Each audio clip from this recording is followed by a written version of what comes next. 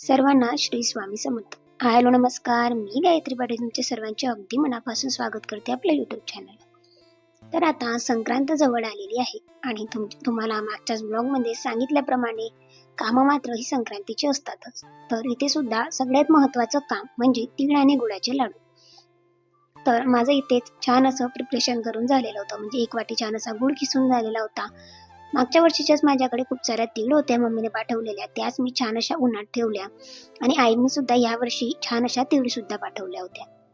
म्हटलं चला आज तर खूप सारे लाडू बनवूया, कारण नाहूंना सुद्धा आवडतात आणि मला सुद्धा. आणि तिळगुळ म्हटलं म्हणजे तीळ आणि गुळ हा शरीरासाठी तितकाच महत्वाचा आहे. सुरुवातीलाच इथे 1 चम्मच छान असं तूप घेतलं, त्याच्यामध्ये अर्धा वाटी जो की चिक्कीचा गुळ मिळत असतो डीमार्टमध्ये तो घ्यायचा. तो टाकून झाला त्याच्यामध्ये 1 वाटी गूळ झाला, 1 वाटी त्याच प्रमाणामध्ये तीळ टाकायची. जर तुम्ही 1.5 वाटी गूळ घेतला तर 1.5 वाटीच्या प्रमाणामध्ये तीळ टाकायची. ज्या प्रमाणामध्ये गूळ असतो अगदी तेवढंच जर तीळ टाकली तर छान असे लाडू किंवा चिकी तुमची तयार होते, अगदी मार्केट सारखी.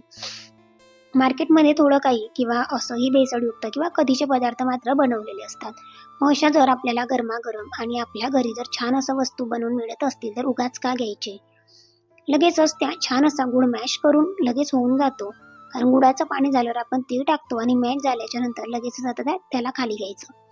सुरुवातीला थोडे चटके लागतात, मात्र चटके लागतात तेव्हा छान असे लाडू तयार होतात. नाही जर तो थंड झाला ना गुळ आणि तीळ तर अजिबात लाडू आपल्याला वळता येत नाही.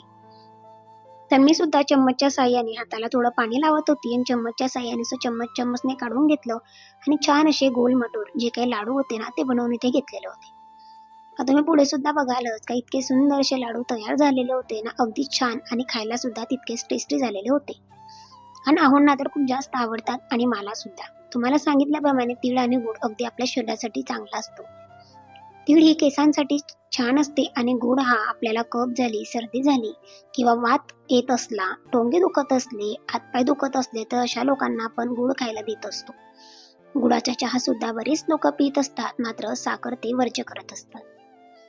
म्हणूनच हे तीळ आणि गुळाचे लाडू शरीरासाठी म्हटलं तितके चांगले आहेत. आणि संक्रांत असतं म्हणून आपण काहीतरी एका निमित्ताने ह्या वस्तू बनवत असतो. मध्ये जर बनवायचे म्हटलं तर आपल्याला थोडा कंटाळा येतो की जाऊ दे नको बनवायला हवेत, पण आपण कधीतरी अशा वस्तू बनवत नाही. म्हटल्यावर आता संक्रांत होती म्हणून छान असे इथे माझे तीळ आणि गुळाचे लाडू बनवणे मात्र सुरू होते. बघा, इतर माणसांपुढे आपण कितीही गोष्टी लपवल्या, कितीही हुशारी दाखवली तरी दत्त महाराजांपुढे आपलं काहीच लपत नाही. ते आपलेच शब्द नाही तर आपल्या मनातील मात्र निश्चितच सर्व काही जे भाव आहे ना ते ओळखत असतात. सर्वसामान्य लोकांमध्ये आपले पाप आपल्यालाच दिसता येत नाही, आणि जरी दिसले तरी या पापाचे समर्थन आपल्याच करण्यास आपण कायम समर्थ नसतो. पापाचे समर्थन म्हणजे मी हे मुद्दाम केलेले नाही किंवा मला करावे लागले असं आपण इतरांना सांगतो. इतरांसमोर पाप लपवले तरी त्या दत्त महाराजांपासून काहीही लपलेले नाहीये, कारण ते ब्रह्मांडाचे चालक, मालक आणि पालक आहेत. त्यांना सगळं काही कळतं. आपल्या मनात एखादी गोष्ट आहे, आपण त्यांच्यापर्यंत जातोय म्हटल्यावर त्यांना सगळं कळतं. आपल्या हृदयात नित्यवास करणाऱ्या दत्त महाराजांना या पापाची माहिती असते. स्वाभाविक नाही का? दत्त भावसुधारक स्तोत्रात थोरले महाराज मात्र या पापरूपी मनाची स्वच्छ कबुली कशी द्यायची याचे उदाहरण आपल्याला समोर ठेवत असतात.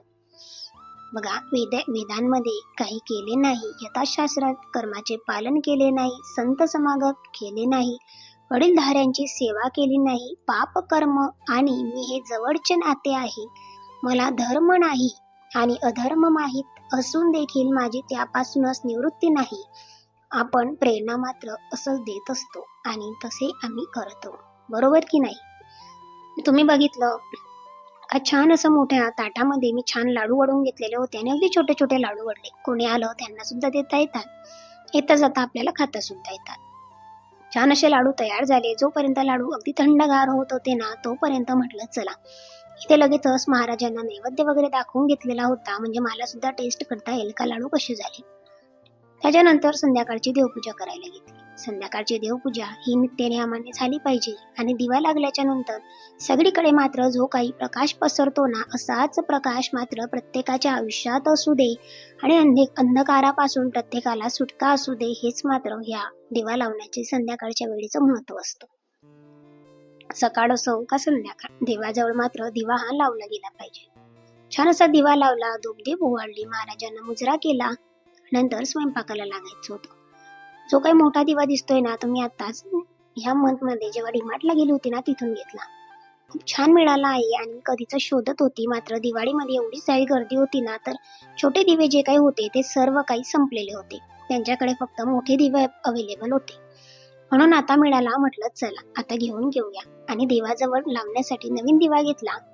कारण देवाजवळचा जो दिवा आहे ना, तो मी आता बाहेर उंबरठ्याजवळ लावते, जेणेकरून जे काही जागा आहे ती चिकट सुद्धा होत नाही. संध्याकाळी छान अशी इथे देवपूजा झाली आणि छान वाटतं. धूपदीप वगैरे सुद्धा मी लावून घेतलेला होता. बघा, आता आपण प्रेरणा देतो तसे करतो. मग इथे काय प्रार्थना करावी, तर अहो दत्त महाराज अशी प्रार्थना द्या की मी माझी कृती, सेवा, चलनवल, न यात्रा, चिंतन, स्मरण, स्तुती, बोलणे हे सर्व काही प्रभू आपल्याविषयीच असावे अशी बुद्धी दत्त महाराज आपल्याला देतीलच. का तर निश्चितच देतील. याचे कारण असे आहे की माझ्या भक्तांचा नाश होणार नाही, की दत्त महाराजांची प्रतिज्ञा आहे. प्रतिज्ञा ते न भक्ता मे न शांतीती सुनिश्चितम. बघा, आपल्या पापाची कबुली देणे हा देखील भक्तीचा एक प्रकार मानला आहे. त्याला सर्वांनिवेदन असे म्हटले जाते. आजच्या दिवसात काय काय घडले, मी काय काय कृत्य केली, घडलेले प्रमाद का टाळता आले नाही, विषय वासना कशा तडाखे देत होत्या, आदी गोष्टी दत्त महाराजांना नमूद करणे म्हणजे सर्वात्म निवेदन आणि शेवटी प्रार्थना की घडलेली पुण्य कृत्ये पुन्हा पुन्हा घडावीत आणि पाप कृत्ये कधीही होऊ नये यास्तव कृपा मात्र निश्चितच करावी. बघा, इतकं सुंदर असे बोध मात्र आपल्याला या छान अशा आपल्या सेवा मार्गातून मिळत असतात, दत्त मार्गातून मिळत असतात. त्याचबरोबर तुम्हाला दाखवल्याप्रमाणे मी सुहानाचा मिक्स मटार पनीर मसाला, जो की मी आणत असते अधूनमधून डीमार्ट वरून, तो आणलेला होता. आज आमच्याकडे पाहुणे येणार होते म्हणून म्हटलं चला, मटार एक्स्ट्राचे होते घरामध्ये म्हणून पनीर बोलवलं आणि मसाला सुद्धा होता आणि छान असा योग जुळून आला. म्हटल्यावर मटार पनीर बनवलं. ह्या वर्षी नवीन वर्षालाच बनवायचं होतं, पण तेव्हा मटार शॉपमध्ये अवेलेबल नव्हते. कारण मी जिथून पनीर घेते ना, ते छान असं गोठ्यातल्या गाईच्या म्हशीच्या दुधापासून बनलेलं असतं. म्हणून मी त्याच दादांकडनं घेते आणि दूध सुद्धा ते अगदी छान देतात आम्हाला. म्हणून त्यांच्याकडून पावशर पनीर आणलेलं होतं. त्याचे छोटे छोटे पीसेस करून घेतले आणि छान असं त्याला तेलामध्ये अगदी फ्राय करून घेतलं. तेलामध्ये जास्त व्यवस्थित फ्राय केलं का नंतर लवकर भाजी शिजते सुद्धा, जास्त पाणी टाकायची गरज पडत नाही. जे काही तेल एक्स्ट्राचं होतं ते काढून घेतलं, जे की पोळ्यांना सुद्धा आपल्याला लावता येतं. वेस्टेज वाया कधी वस्तू घालवायच्या नाही. नंतर हवं तेवढं क्वांटिटीमध्ये तेल घेतलं, 2 चम्मच. लगेचच याच्यामध्ये 2 टमाटरची प्युरी आणि अर्धा कांदा मी घेतलेला होता. कांदा वगैरे टाकायचा नसतो, पण तरी थोडी जास्तीची भाजी होती म्हटल्यावर मी घेतला. कांदा याच्यामध्ये ऍड केला आणि मटार आणि कांद्याची जी काही पेस्ट होती टोमॅटोची, ती छान अशी आता तेलात होऊ दिली. थोडा वेळ होऊ द्यायची आणि लगेचच त्याच्यामध्ये जो मी 1 कप पाण्यामध्ये मिक्स पावडर मसाला जो होता, मटार पनीर मिक्स मसाला सुहानाचा, तो ऍड केला पूर्ण पॅकेट. त्याच्यामध्येच पूर्ण पॅकेट ऍड करून घ्यायचं आणि लगेचच आता त्याच्यामध्येच मी पनीर सुद्धा ऍड केलेलं होतं. कारण थोड्याच वेळासाठी ते आपल्याला मसाला होऊ द्यायचा होता. मटार सुद्धा छान असे झालेले होते. लगेचच त्याच्यामध्ये पूर्ण पनीर जे काही होतं ते ऍड केलं. साईड बाय साईड छान असा कोथिंबीर वॉश करून ठेवलेला होता, तो सुद्धा कट करून घेतला. कारण कोथिंबीर असला ना का लाल कलरच्या भाज्या किंवा हिरव्या भाज्या कोणत्याही भाज्याला मात्र एक नवीन सुंदरता येते आणि त्या भाज्यांना सुंदर आणि चविष्ट बनवण्यासाठीच मात्र कोथिंबीर या भाज्यांचा छान असा उपयोग आपल्याला होतो. गरम पाणी भाजीमध्ये टाकायचं म्हणून छान 2 वेळा गरम पाणी बनवलं आणि पूर्ण पाणी टाकून घेतलं. नंतर हिरवीगार कोथिंबीर गार्निश केली, थोडंसं मीठ टाकलं आणि लगेचच झाकण ठेवून दिलं. जोपर्यंत इथे आता झाकण ठेवलेलं होतं तोपर्यंत लगेचच कणिक सुद्धा मळून घेतलेली होती. कारण आधी कणिक मळून घ्यायची मग भाजी करायची, म्हणजे चपात्या अगदी मऊसूत, नरम आणि छान होत असतात.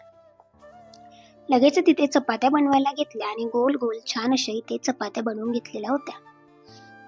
तर चपात्या बनवताना गॅस वाया नको घालवायला किंवा जास्त तवा आपला तापून जातो, चपात्या सुद्धा जास्त भाजल्या जातात, म्हणून 4 ते जेवढ्या चपात्या बनवायच्या होत्या तेवढे जास्तीचे मी उंडे म्हणजे उंडे आपण ज्याला म्हणतो गोल ते बनवून घेतलेले होते. लाट्या बनवून घेतल्या आणि लगेचच इथे चपात्या लाटायला सुरुवात केली. पाहुणे येणार होते तोपर्यंत इथे भाजी, पोळ्या, देवपूजा, नंतर माझ्या दुपारच्या ज्या काही सेवा होत्या, स्वामी चरित्र ते वाचून झालं. 11 माळी मी सकाळीच करून घेतलेल्या होत्या, देवपूजा झाली तेव्हा. साईड बाय साईड भाजी होत होती, पोळ्या होत होत्या आणि नंतर मला किचन सुद्धा आवरायचं होतं.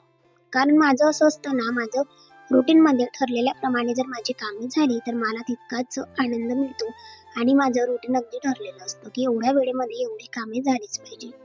आणि तसं शेड्यूल मात्र असावं. शेड्यूल केलं तरच आपलं सगळे काही आपल्याला सुद्धा थोडा वेळ मिळतो स्वतःसाठी आणि लवकर लवकर बाकीच्या गोष्टी सुद्धा आवडता येतात.